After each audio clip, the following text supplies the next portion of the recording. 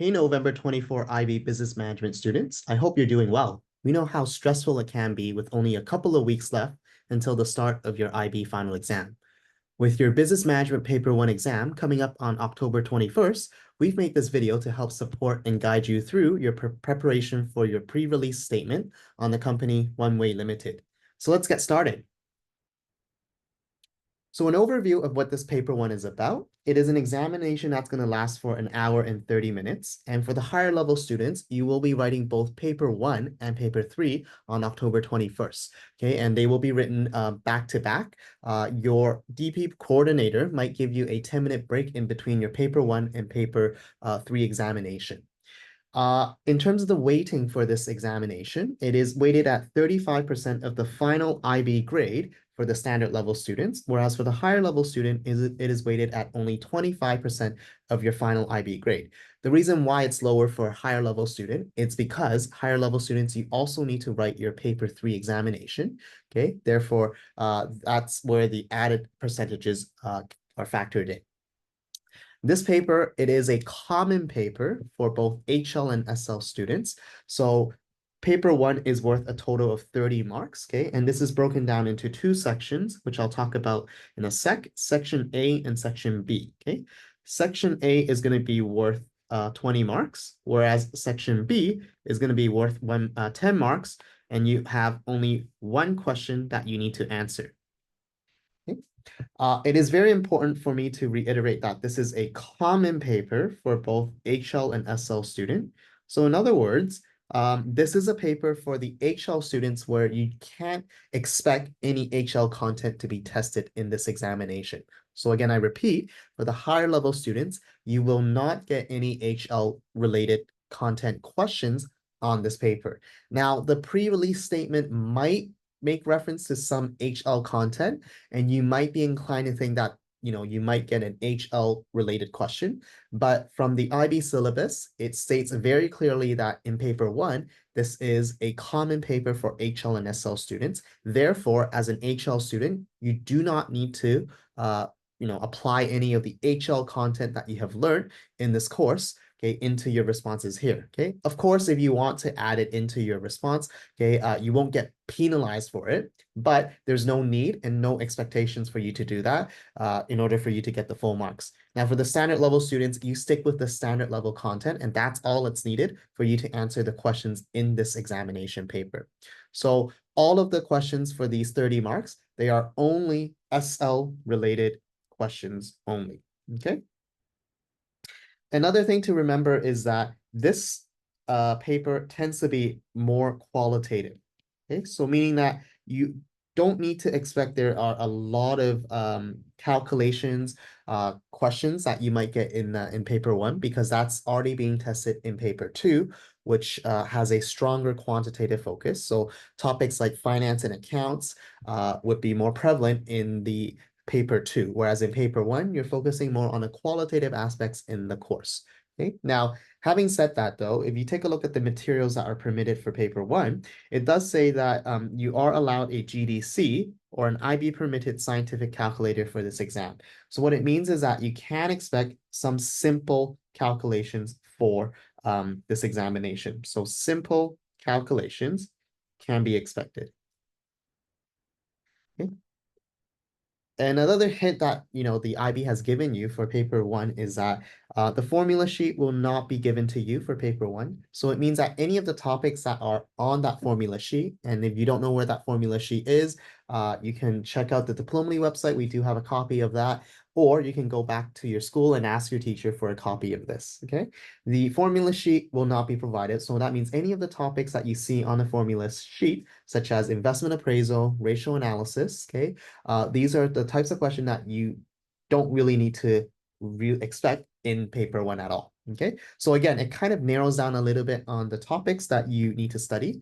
And again, at Diplomaly, we are focusing on the strategy and trying to study smart rather than study hard in order for you to get the most out of your IB course, and also maximize your chances of success of getting a level 6 or level 7 in this IB examination. So the first section of paper 1 is section A, which is worth 20 marks. And in this section, what you can expect is that there will be a combination of 2-marker, 4-marker, and 6-marker questions in this question. No 10-marker question will appear in section A, okay, because that is a question that is strictly for section B of paper 1.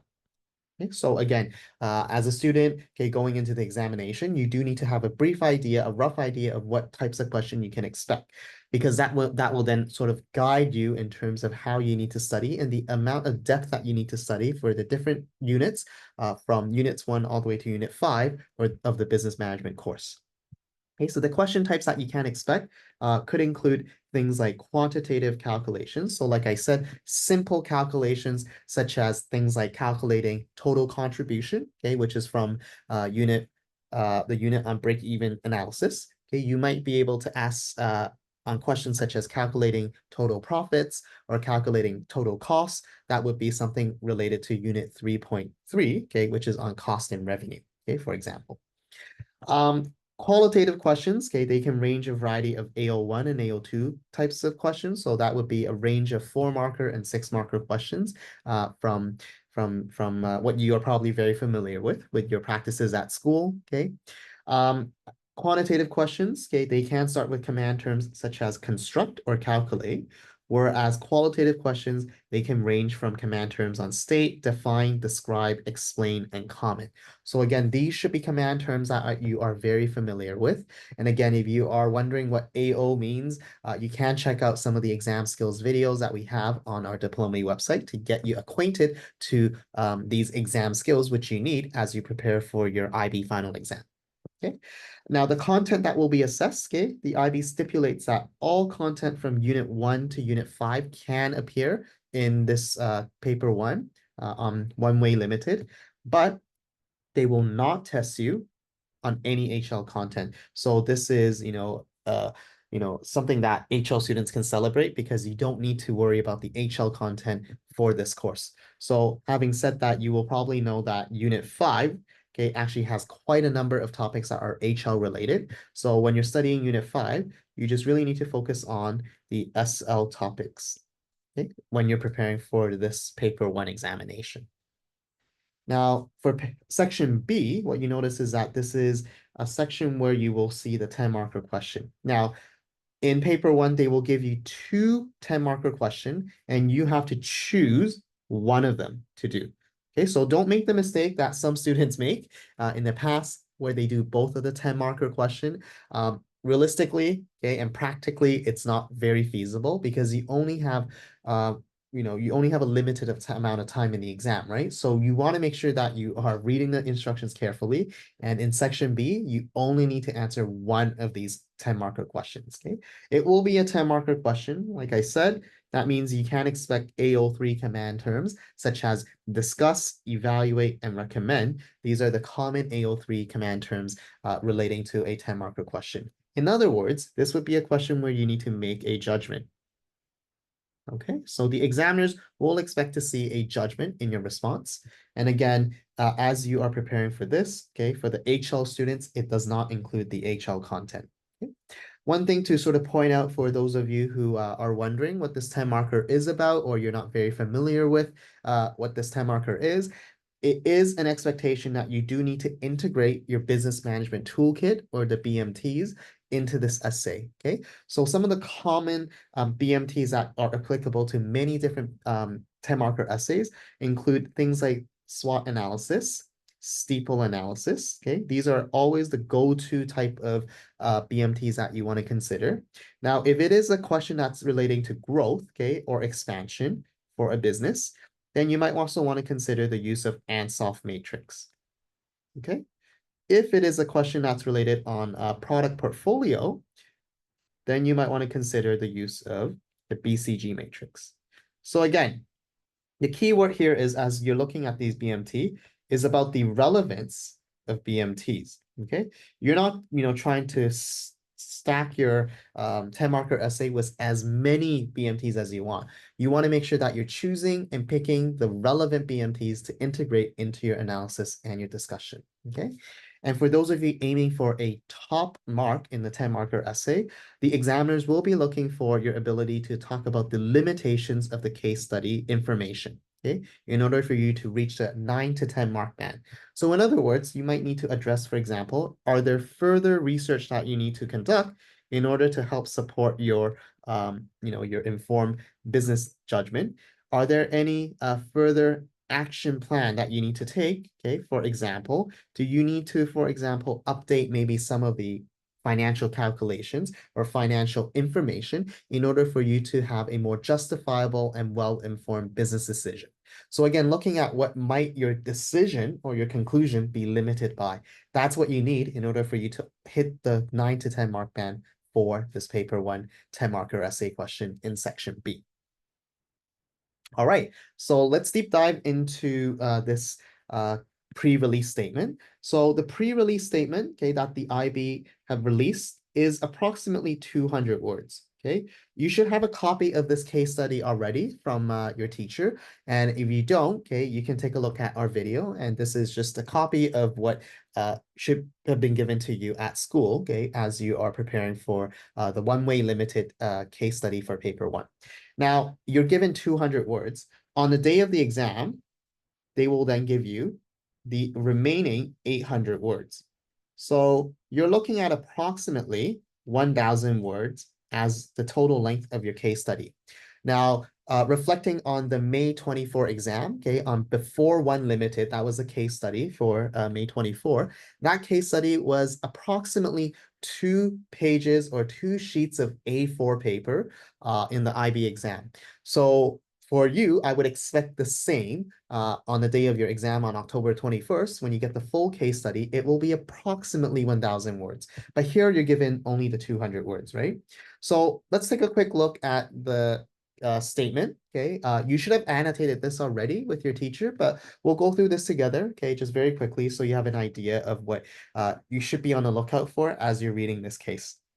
So it says OneWay Limited is a family-owned chain of hotel. Okay, the fact that it is family-owned signifies that this is a type of business entity that you need to think about. Okay, very likely that this is a privately held company, because a privately held company is a company that is owned by families and friends, right? And as you're thinking about privately held company, you might want to go back and visit Unit 1.2, which is on types of business entities. All right.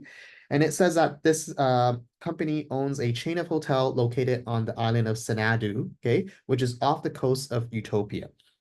It says that this hotel, okay, they have a hotel in each of Xanadu's 8 beach resort. So that means that this business has multiple different hotels. So because it is in the hotel industry, the hospitality industry, one thing you want to think about from the marketing unit is perhaps the additional 3 Ps of the 7 Ps. So you're looking at people, process, and physical evidence, okay, which would be related to this case study. It says that this hotel, okay, each hotel, they have a combination of full-time staff and part-time employees on permanent contracts. Now, for higher level students, as you're reading this line, you might be inclined to think that this relates to the Handy Shamrock organization. So where you have the core workers, the peripheral or part-time workers, and the subcontractors, right?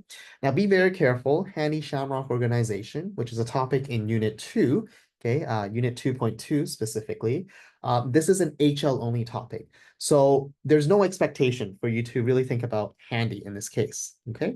But what is important for you to think about is because this company, OneWay Limited, is hiring both full-time and part-time employees, you might want to think about motivation theories, okay, and the differences in terms of, the benefits that a full-time staff gets versus a part-time staff.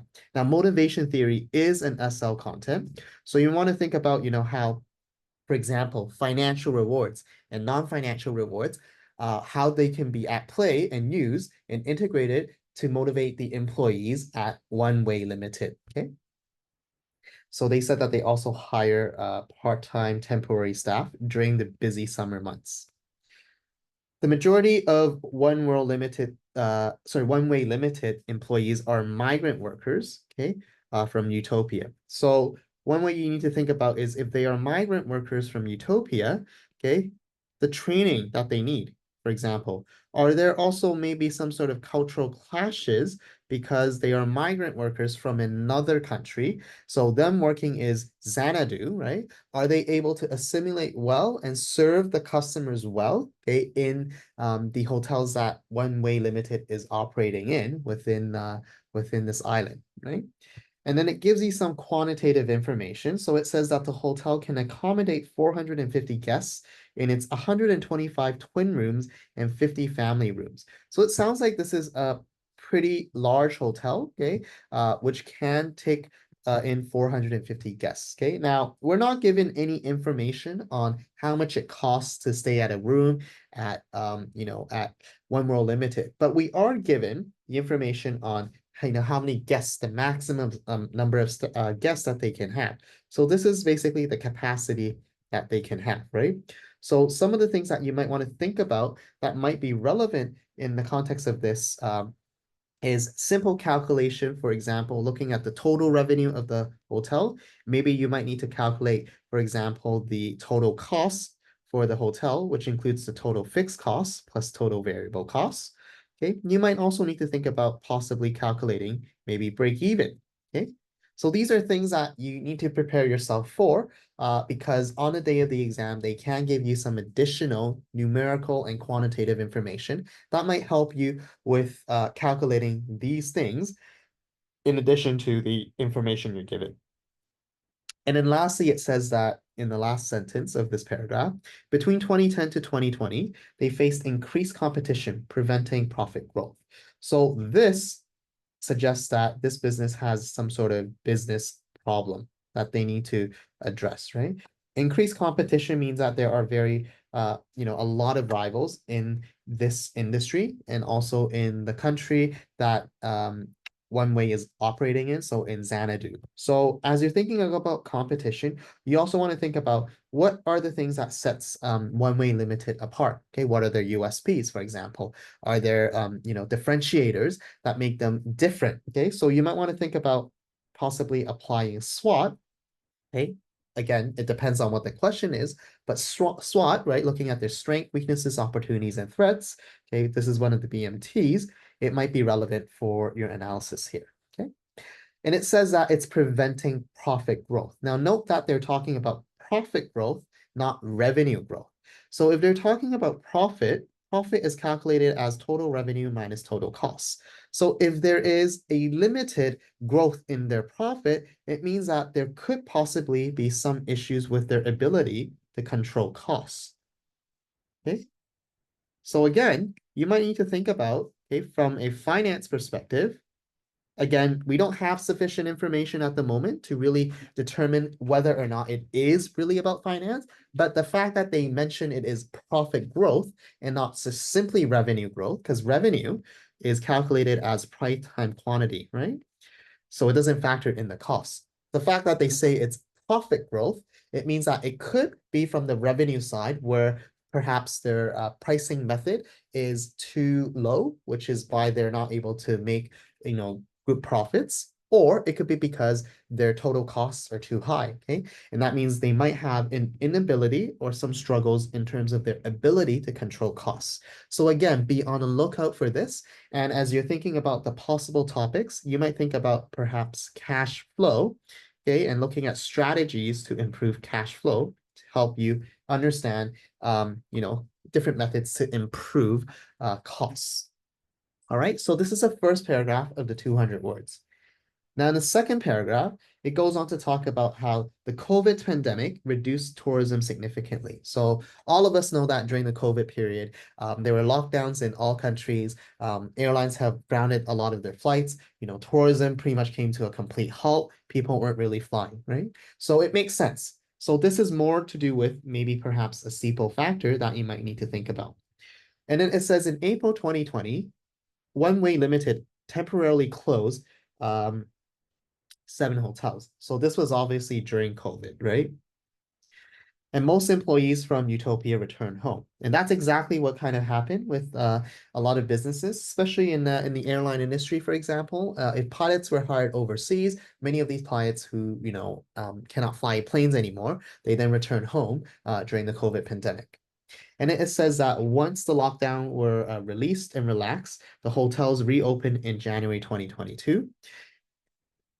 OWL made a loss in 2020 and 2021. Now, this loss, it might be reasonable and sensible because of COVID, right? So again, it's not something that is not in line with what, is said already, because we know for a fact between 2020 and 2021, COVID was the peak of COVID, right? People weren't traveling. So it makes sense for OWL to not make any money and they're incurring losses, right? And then it says that in 2022, they managed to make a profit.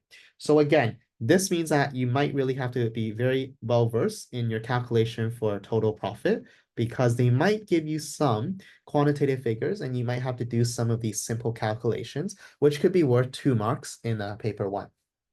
And it says in 2023, Xanadu, okay, the island that OWL is operating their hotels at, they attracted 4.2 million tourists. So this would be a steeple factor because it is not within the control of OneWay Limited, but they can benefit certainly from Xanadu's ability to attract tourists, because that would then bring in more revenues for them as a hotel. But you'll see that it says the tourist numbers are increasing, but very slowly. Okay, so again, that would be related to steeple, but it is also an external environment problem that we need to keep in mind of if the business has any other plans or objectives that they're trying to achieve. And then it says anticipated growth for the next few years remain low. So that means business growth, okay, is definitely going to slow for OneWay Limited. The board of directors are considering closing one hotel and building a theme park. So this line is actually quite important, okay, for a couple of reasons. Number one, it mentions board of director. So going back to our previous slide right here, so the first paragraph of this pre-release case statement, you'll notice that it says family-owned chain of hotel, and we were guessing whether or not it is related to privately held company. The fact that they mention board of directors here sort of reassure us that this is a company that has the legal status of a privately held company. So as you're thinking about this, make sure you study the features of a privately held company, sorry. The features of it, you want to look at the pros and cons of operating as a privately held company, okay?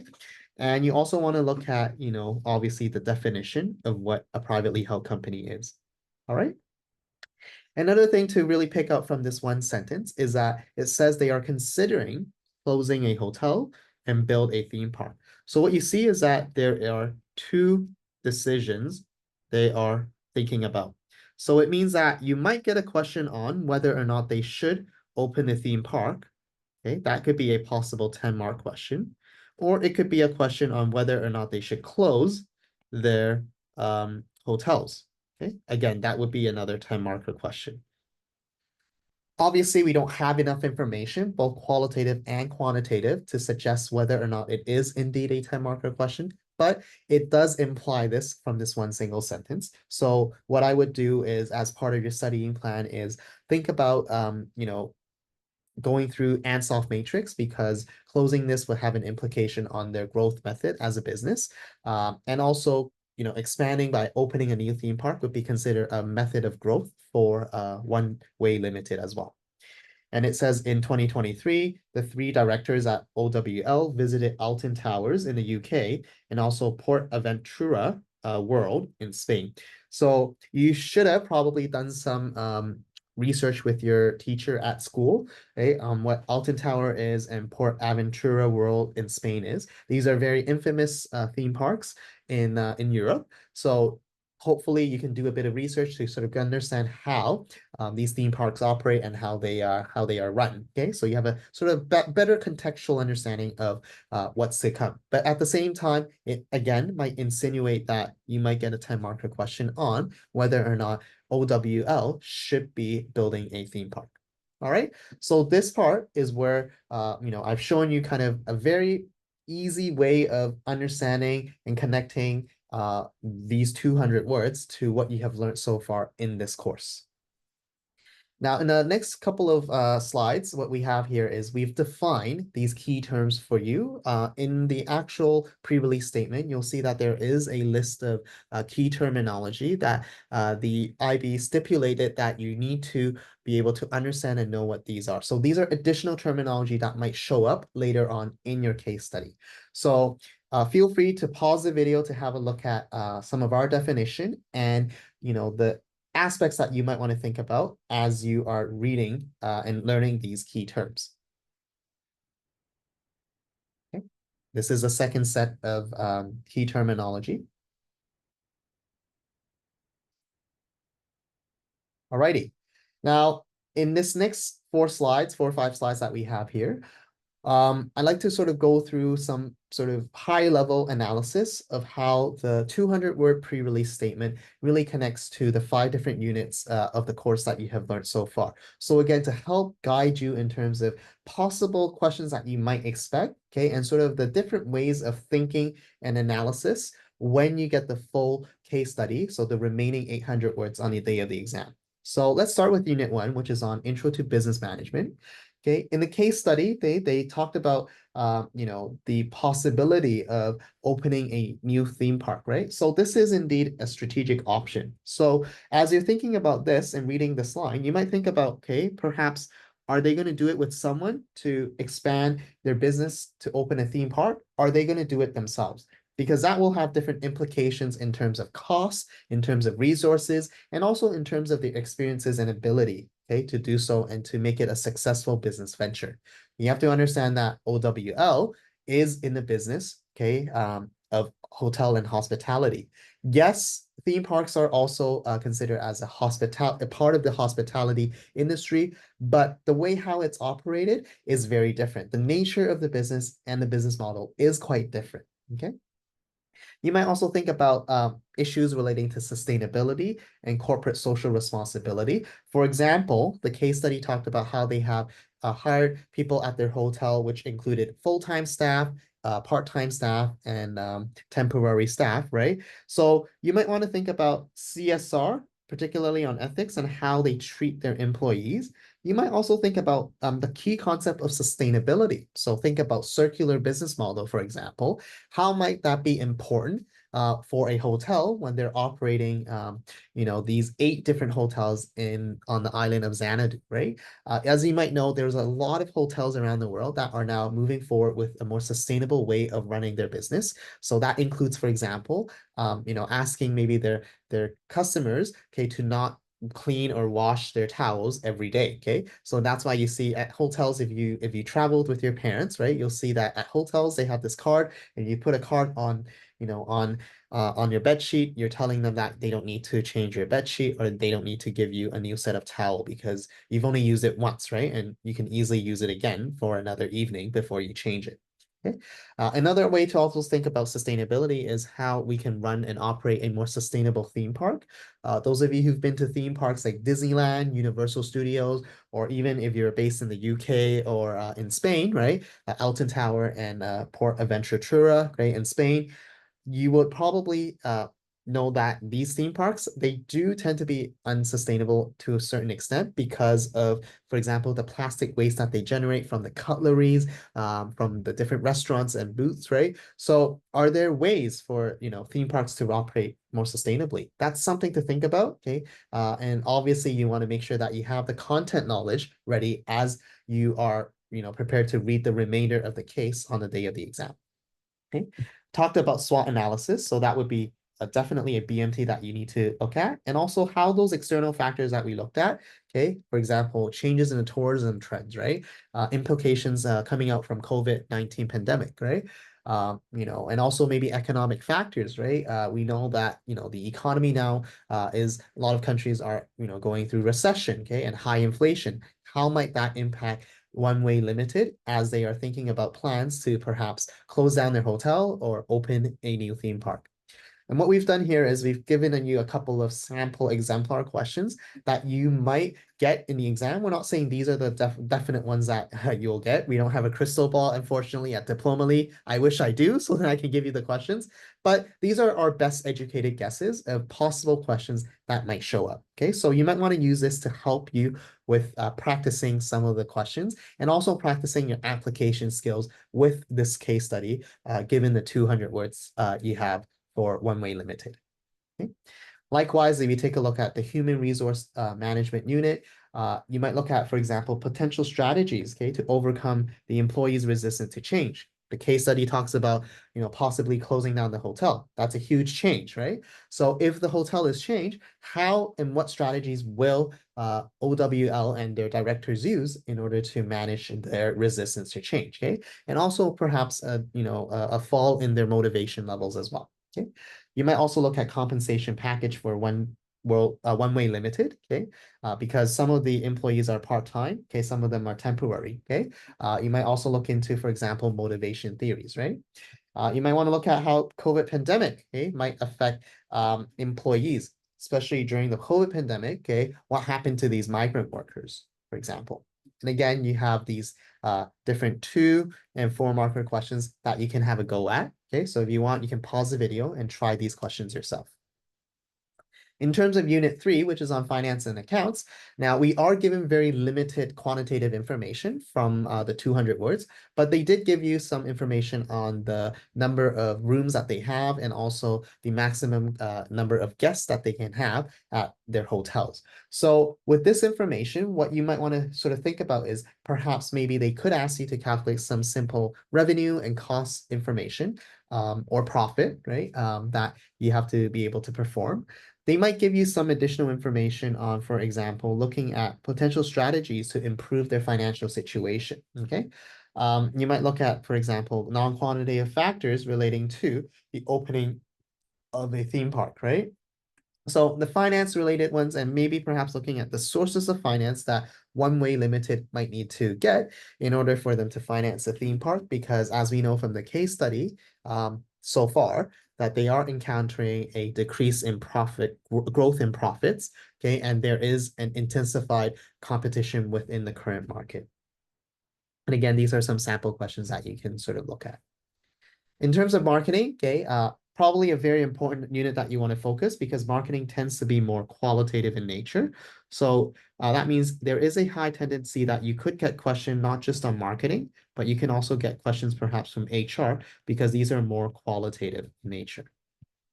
Okay, and that's what this paper is sort of focused on.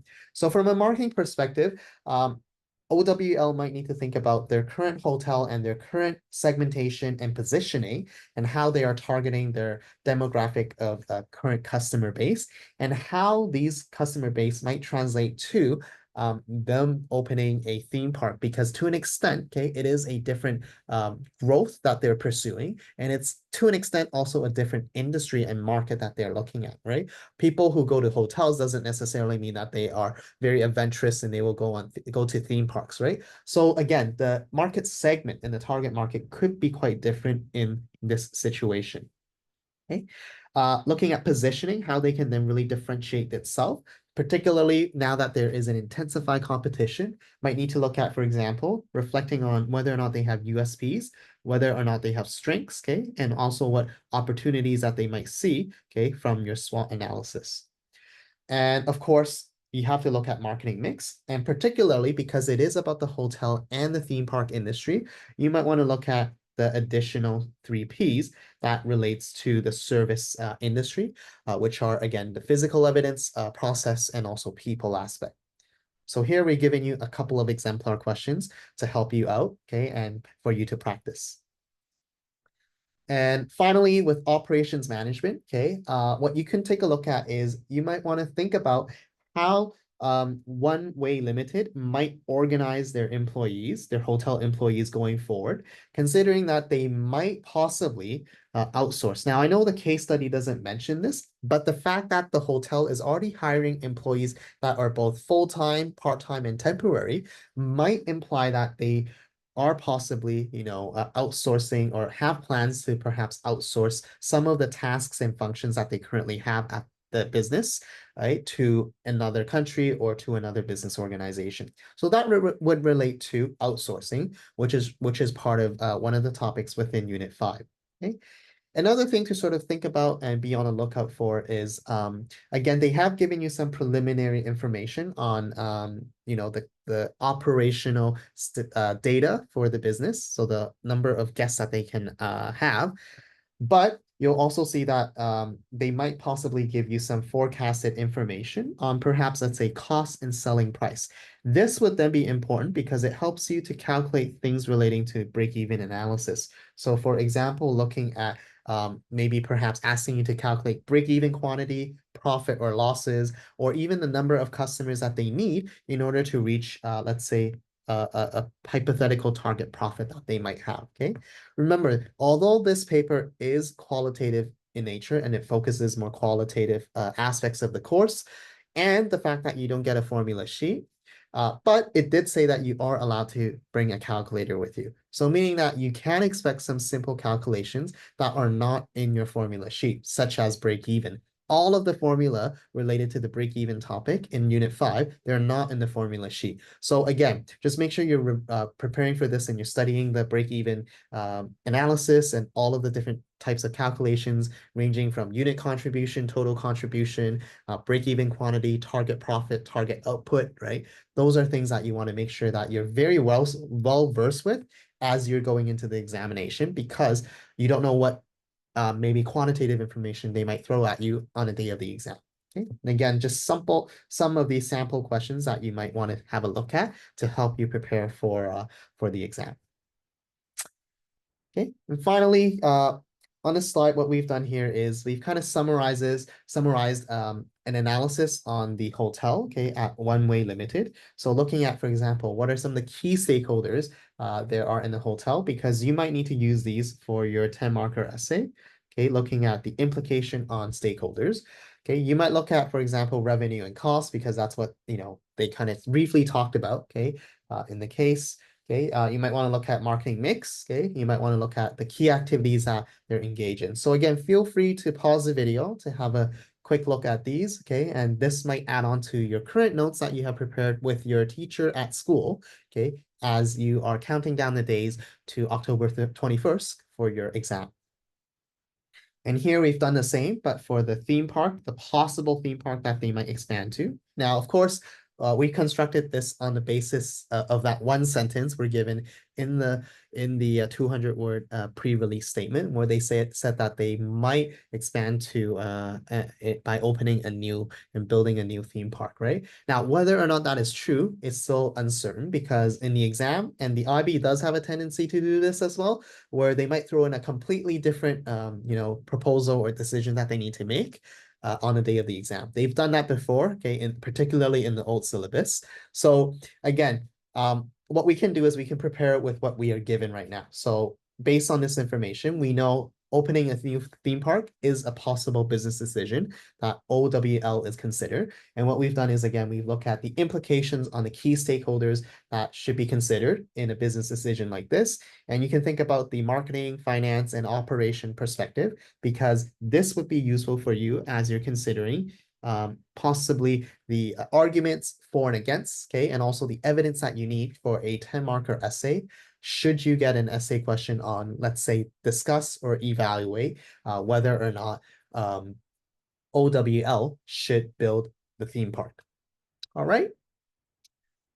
So hopefully this video was helpful for you as a November 24 candidate. We know that it is stressful as you're preparing for these exams, but we hope that this gives you a bit more further insight and things to think about, okay, on what you need to study and how to best prepare for your exam. And of course, if you do need any help, okay, please do get in touch with us. Our email is info@diplomaly.org, or you can visit our website, www.diplomaly.org, for more of these different BM resources that you can see, okay, on the slide. And good luck with your examination.